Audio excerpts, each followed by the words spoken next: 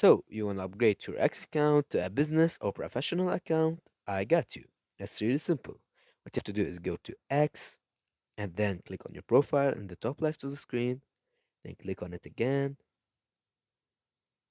And here I want you to click on Edit Profile, then click on Switch to Professional. After that, I have to click on Agree and Continue. Then you're gonna put a simple description, whatever you want, like mail, blah blah blah, next. Then you're gonna select a category. So, for example, I choose marine, click on next. Then you're gonna choose it as business, next. After that, you can customize it or click on skip for now. So after you do all of this, you will turn to a professional account, just as we see here. You can customize it as much as you want. That was it for today, and I'll see you in another video. Stay tuned.